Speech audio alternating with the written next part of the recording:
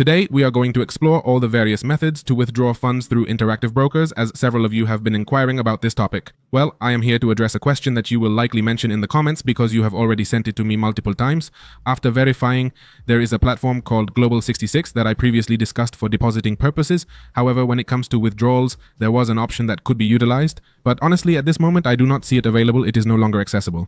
Therefore, you cannot withdraw through Global 66. I have just confirmed this and it cannot be done, so for those who are hoping to withdraw through that platform, it will not be possible. Nevertheless, we possess numerous alternative methods to execute a withdrawal. To initiate a withdrawal, it is essential to ensure that we have the available balance. We will navigate to the section labeled Transfers and Payments, proceed to the area designated as Fund Transfers, and once we are within the Fund Transfer section, we will simply click on Withdraw Funds, select the appropriate option, and that concludes the process. Here, we are able to observe the methods we have utilized previously, but in this particular instance, I will not be employing any of these. Instead, we shall utilize a novel withdrawal method and examine how we can execute a withdrawal. Now we have the option to employ the bank transfer method, which proves to be exceedingly useful, for instance, for individuals residing in Latin American countries.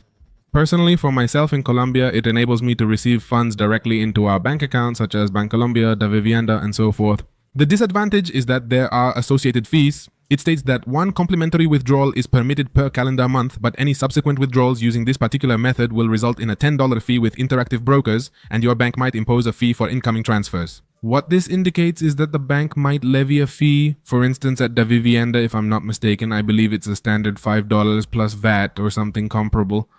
At Bancolombia, they wouldn't impose a fee, but what happens with this format is that sometimes the bank might reject the transaction and state it needs to verify why we're receiving such transfers, so it can be somewhat tedious for those who dislike this, but let's see how it would function if we wish to proceed. Here it instructs us to specify the type of financial institution. We'll select bank, the country of the bank. We would choose Colombia here, and then we would simply need to input the bank account number, confirm the account number, and enter the SWIFT code or BIC, which is practically identical.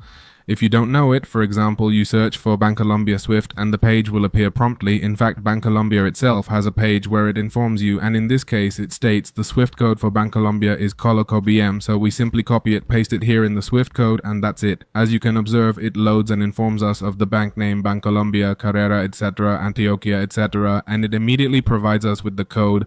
If you have another bank, simply search for the SWIFT code and the bank's details will appear. Then we need to input the bank account number, confirm the bank account number, and then the correspondent bank. In this case, if we select is like indicating the bank that receives the money and then sends it to our bank. It's a bit challenging to explain, but for Bancolombia, the one I've always seen used is Citibank, so you can simply put that, and then your bank accepts dollar transfers. Yes, and for the account name, we just put a name there, and the account holder, which in this case would be me, appears. We save the banking information and proceed with the withdrawal. Now, what happens if we don't wish to use that method? Well, we simply proceed to the next option, which is to connect your bank account via ACH. This option also has a fee, but it's only $1, and like the previous one, we can make one free withdrawal per month without any issue. So really, this ACH has to be a bank account directly located in the United States, as you can observe here. What alternatives do we have? Well, we have any account that permits opening a bank account in the United States from our country, in this case, Colombia. It could be Mexico, Argentina. If we do it through, there's also Litio, which is present in Colombia and Argentina, and there are others, but honestly, I wouldn't recommend them much.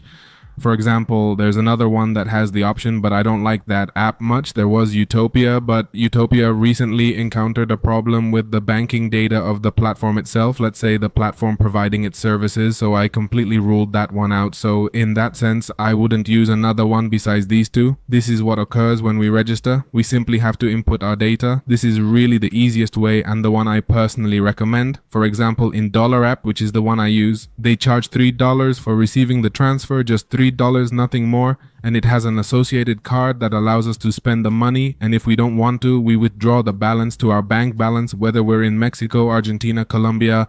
If you're in other countries, you'd have to find an alternative, like one called Grabor. Honestly, I don't know why they give such difficult names, but it's like GRABR. That's also an option, or Sinly, I think, is another one that's available for Venezuela. There we would have those options. Here we would simply say yes, and what we would have to do here is select if our account is checking or savings. This is basically when choosing the account in dollar, for example, it appears as savings or checking. Checking is checks, and then the routing number appears directly here. In fact, the same account is like the one that appears here at the bottom. If you can can see it says entity to routing number such, account number such. So those numbers are the ones we would copy and paste here. The routing number is the routing number that appears here, which is ABA or routing number. We enter it there, put it in. The bank account number is the one that appears here, account number, and confirm the account number. And we would connect the bank account, and that's it. In this scenario, we would face a challenge due to the lack of access to the bank's online banking system specifically. For instance, the bank currently being utilized is Ledbank, which is this one right here. And even if we click here, despite being aware that the bank is Ledbank, it will prompt us to log in. Although we possess an account with them in a certain manner, we are unable to log in through this platform. Therefore, what we would need to do is indicate that we do not possess the account, for instance, to log in, and it will request us to receive some amounts through the bank. This would subsequently appear in our dollar app account as an amount like 0.50, 0.25, and then it prompts us to verify that account, and that's it. It would appear. We click withdraw, and that's it.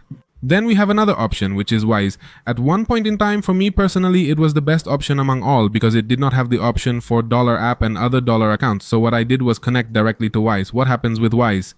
Well, let's put it here. WWise is a platform dedicated to receiving or sending money, meaning you can send money to family or they can send money to you. It's very good, but lately, for example, in Colombia, it continues to work. It still works for me and people are still opening accounts normally. However, what happens is that for some Latin American countries, especially, it is not allowing account creations. So if it doesn't let you create an account, this option wouldn't work for you. Another thing is that the commission is quite high when withdrawing because what happens is that you deposit the money there, meaning you withdraw, and sometimes the money arrives almost instantly to Wise. You withdraw it and send it to your bank account, whether in Colombia, Mexico, or wherever, but there they charge you a commission. The alternative option is that when you receive a deposit in WWise, you have the ability to transfer that money from WWise to Binance or some other broker and subsequently through PP transfer it to a bank account in your country. So that's another available option. Alternatively, if you are residing in a country where Wise officially offers its card, which I believe is only available in the United Kingdom, you can spend directly there. So you have those two options, but it is important to keep in mind that this is one of the options with the highest fees, even though it states here that the first withdrawal is free. Well, yes, on the part of Interactive Brokers. However, from Interactive Brokers, WWise would impose charges on us, and if we transfer from WWise to a bank, they would also impose charges on us, or if we transfer to an exchange, they impose a commission. And well, it's one that has quite a bit of commission, but it's an option in case none of the previous ones work for you or you want to utilize it. And the final method is this direct debit option. Nevertheless, it is not suitable for everyone because it requires linking an account with Interactive Brokers, and this account must support direct debits, so not all accounts allow this. Essentially, it involves connecting the account, and from your bank account, you can request that the funds be automatically withdrawn and transferred to your account. That is why this method, let's say, takes a longer time compared to the others.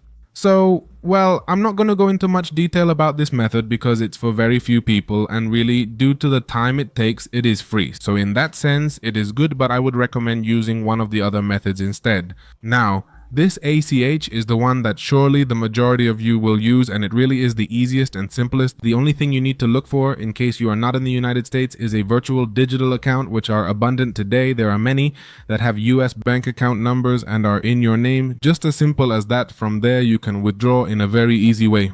This is, as I mentioned, the simplest and the cheapest because, well, the first withdrawal is free, but if we want to make more withdrawals, it will only charge us $1 compared to, for example, this one. And in this one, we will also incur expenses from the bank receiving the money. So for me, this will always be the best option. And if you're in a situation where you don't know how to withdraw, like wanting to take out your money from Interactive Brokers and now it's stuck, the only thing you need to do is find an account that is in dollars, which doesn't necessarily have to be in the United States, as opening a savings account in the US can be very difficult if you don't have, for example, a visa from Colombia or several other things. Instead, just look for those alternatives available online. And as a last resort, if you can't manage to do this, which is really the easiest thing of all, you can directly do it through WWise. Having said that, I hope this video has been helpful to you. See you next time. Bye bye.